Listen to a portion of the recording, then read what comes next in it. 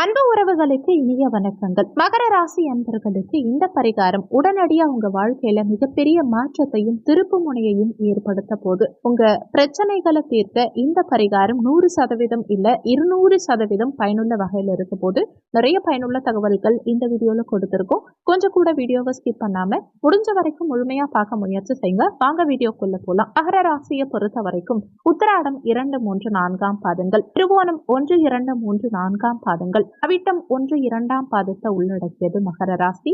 மகர ராசிக்கு அதிபதி சனி பகவான். வீடியோல சொல்லக்கூடிய பலன்கள் ஆண் பெண் இருப்பாளருக்கும் பொருந்தக்கூடிய பலன்கள். சோகத்தின் உச்சத்தில் இருக்கக்கூடிய மகர ராசி அன்பர்களே, இந்த பரிகாரம் உங்க வாழ்க்கையே மாற்ற போதுங்கிறது தான் உண்மை. ஒவ்வொரு மகர ராசி அன்பர்களுக்கும் இந்த பரிகாரம் ஒரு யோகத்தை மட்டும் இல்ல, ஒரு விதி மாற்றக்கூடிய ரகசியமா இருக்க போதுங்கிறது தான் உண்மை. இந்த பரிகாரம் திடீர்னு தோன்றிய பரிகாரம் கிடையாது. வழி வழியா நம்ம முன்னோர்கள் இந்த பரிகாரத்தை செஞ்சு பலன் பெற்றிருக்காங்க.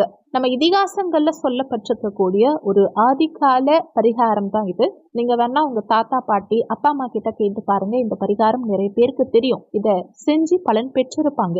முறையா இந்த பரிகாரத்தை எப்படி செஞ்சா முழு பலன் கிடைக்குங்கிறத இந்த வீடியோல பார்க்கலாம். மகர ராசி அன்பர்களுக்கு 2024 ஆண்டுல பட்ட கஷ்டம் இனிமே அவங்க வாழ்க்கையில வரவே கூடாது. 2025 ஆண்டு சிறக்கவும், வரக்கூடிய அடுத்தடுத்த ஆண்டுகள் சிறக்கவும் மகர ராசி அன்பர்களுக்கு இந்த ஒரு பரிகாரம் மட்டுமே போதும். உங்க சின்ன சின்ன பிரச்சனைகளை கூட ஈஸியா எளிதா செய்யக்கூடிய மாற்றக்கூடிய ஒரு பரிகாரமா இந்த பரிகாரம் இருக்கும். இதை யார் வேணா செய்யலாம், எந்த இடத்துல வேணா செய்யலாம். கோவிலுக்கு போய் தான் பண்ணணுங்கிற அவசியம் கிடையாது. உங்க வீட்டுல இருந்தோ இல்ல நீங்க பேச்சுலரா இருக்கீங்கன்னா உங்க ரூம்ல இருந்து கூட பண்ணலாம். ஆனா பூஜை அறையில பண்றது விசேஷம்.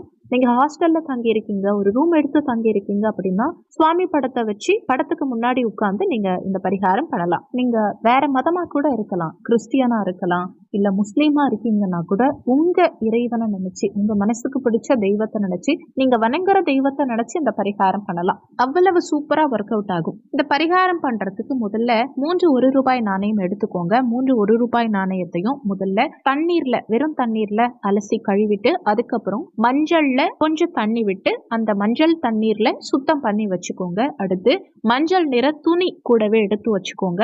முடிஞ்சு வைக்கிறதுக்கு 1 ரூபாய் நாணயத்தை முடிஞ்சு வைக்கிறதுக்கு மஞ்சள் நிற துணி, அது சின்ன சைஸா இருந்தா கூட பரவாயில்ல. மஞ்சள் நிற துணி இல்லாதவங்க வெள்ளை நிற துணியில மஞ்சள் நினைத்து எடுத்தா கூட மஞ்சள் நிறமா மாறிடும். அதை கூட நீங்க பயன்படுத்திக்கலாம். உங்க பூஜை அறையில சுவாமி படத்தை எல்லாம் தொடச்சி சுத்தம் பண்ணிட்டு பூ வச்சு விளக்கேற்றி பரிகாரம் செய்ய ஆரம்பிக்கலாம். கூடவே வாசனை திரவியம், ஊதுபத்தி, சாம்பிராணி இந்த மாதிரி ஏதாவது பயன்படுத்தி நல்ல வெளிச்சத்துல பரிகாரம் பண்ண ஆரம்பிக்கலாம். இருட்டுல பண்ணாதீங்க, வெளிச்சத்துல பண்ணுங்க. இறை வழிபாட்டுல வெளிச்சத்துல பண்ணும்போது வாழ்க்கையும் வெளிச்சமா இருக்கு. முதல் 1 ரூபாய் நாணயத்தை எடுத்துக்கோங்க. பரிகாரம் செய்யறதுக்கு ஆணா இருந்தாலும் சரி பெண்ணா இருந்தாலும் சரி குலதெய்வத்தை நினைச்சுக்கிட்டு இந்த முதல் பரிகாரத்தை செய்ய ஆரம்பிக்கலாம்.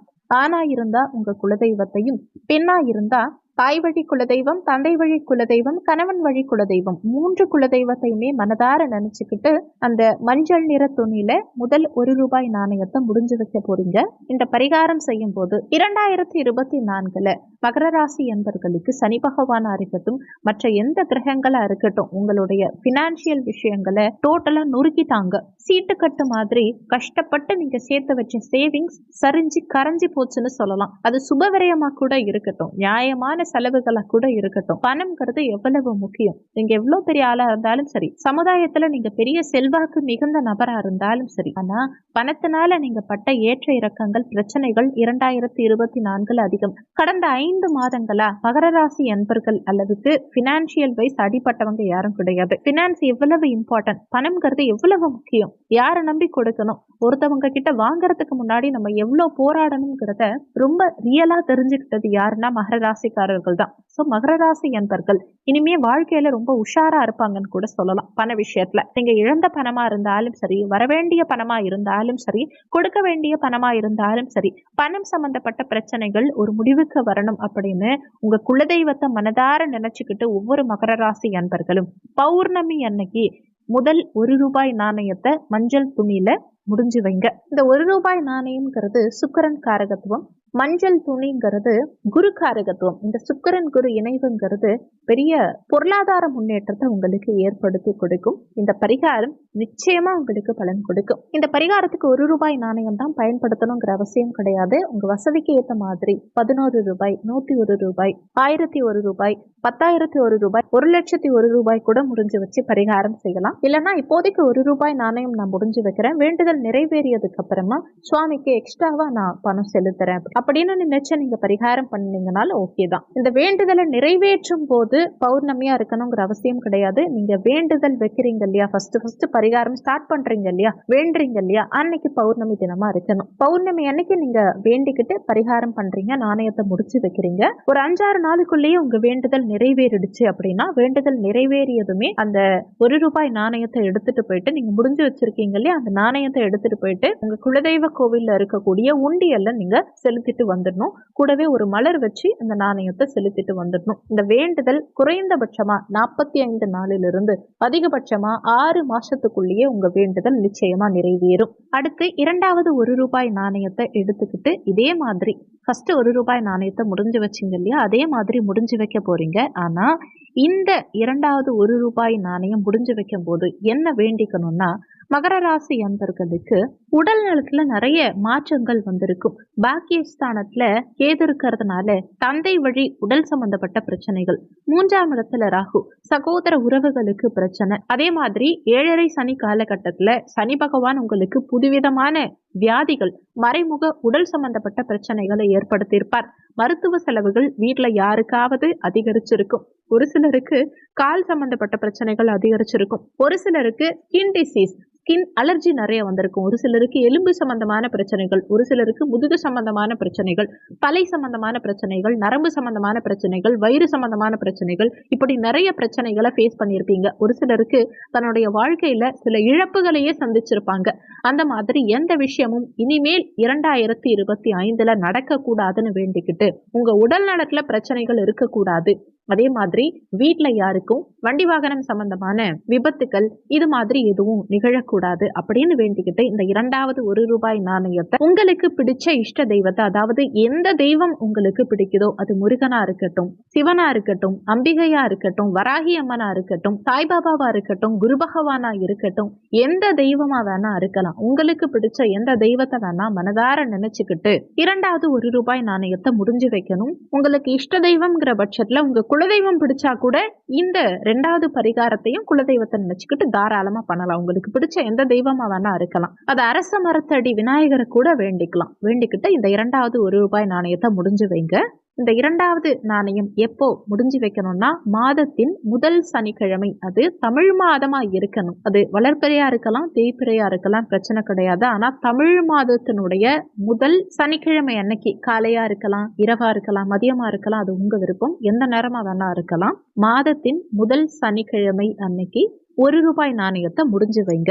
அடுத்து 3வது ₹1 நாணயம். இந்த பரிகாரம் தான் மகர ராசி அன்பர்களுக்கு ரொம்ப ரொம்ப முக்கியமான பரிகாரம். காரணம் என்னன்னா, இந்த பணம் ரீதியான பிரச்சனைங்கிறது ஒண்ணு, உடல் ரீதியான பிரச்சனைகள்ங்கிறது ஒண்ணு. தனி மனித பிரச்சனை நிறைய மகர ராசி அன்பர்களுக்கு இருக்கும். உங்க வாழ்க்கையில நிறைய விஷயங்களை சீக்கிரட்டா வச்சிருப்பீங்க. ஒரு சிலருக்கு உங்க வாழ்க்கையில ஒரு பெண்ணால பிரச்சனை ஏற்பட்டிருக்கும், ஒரு ஆணால பிரச்சனை ஏற்பட்டிருக்கலாம், லவ் ஃபெயிலியர் ஆயிருக்கலாம், திருமண வாழ்க்கை பிரச்சனைக்குரிய நிலையில இருக்கலாம், திருமணமே ஆகாம சிலருக்கு இருக்கலாம், குழந்தை பாக்கியம் இல்லாம ஒரு சிலர் இருக்கலாம், அதே மாதிரி தன்னையே இழந்திருக்கலாம், ஒரு சிலர் எதிர்பார்த்த ஒரு வாழ்க்கை கைக்கு வர மாதிரி வந்து ஏமாற்றி இருக்கலாம், ஒரு கடன்ல மாட்டிக்கிட்டு தனிமரமா இருக்கலாம், கோர்ட்டு கேஸ்ன்னு அலையலாம், ₹1 காசு கூட இல்லாம பிச்சை எடுக்கிற நிலைமையில ஒரு சிலருக்கு இருக்கலாம், தவறான முடிவெடுக்கக்கூடிய சூழ்நிலை ஒரு சிலருக்கு இருக்கலாம். நமக்குன்னு ஒரு ஆள், நமக்குன்னு ஒரு நபர் இல்லாம வாழ வேண்டி இருக்கே. மற்றவங்களை பார்த்து ஒரு பொறாமை ஏக்கம்ங்கிறது இருக்கும் இல்லையா மனசுல, வெளியில சொல்ல முடியாத அளவுக்கு அந்த அளவுக்கு பிரச்சனைகள் கூட இருக்கலாம். மனசை விட்டு மற்றவங்க கிட்ட சொல்லி அழக்கூட முடியாத நிலை இருக்கலாம்.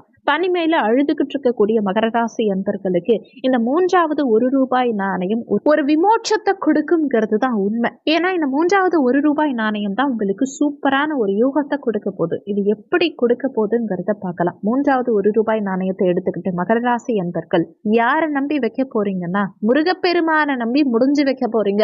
இதுதான் ரொம்ப ரொம்ப முக்கியமான விஷயம். தேய்பிறை சஷ்டியில நல்லா தெரிஞ்சு வச்சுக்கோங்க, வளர்ப்பிறை இல்ல, தேய்பிறை சஷ்டியில முருகப்பெருமான தீர்மானம் நினைச்சு உங்களுக்கு தனிப்பட்ட பிரச்சனைகள் இருக்கும் இல்லையா, அந்த விஷயங்களை பிரச்சனைகளை நினைச்சுக்கிட்டு அந்த பிரச்சனைகள் தீரணும் அப்படின்னு நினைச்சுக்கிட்டு முருகப்பெருமான பிரார்த்தனை செய்து இந்த 2025ஆம் ஆண்டு மட்டும் இல்லாம வரக்கூடிய அடுத்தடுத்து எல்லா ஆண்டுகளும் தன்னம்பிக்கையோடையும் மகிழ்ச்சியோடையும் சிறப்பாகவும் வெற்றியை கொடுக்கணும் அப்படின்னு வேண்டிக்கிட்டு இந்த 3வது ₹1 நாணயத்தை முடிஞ்சு வைங்க.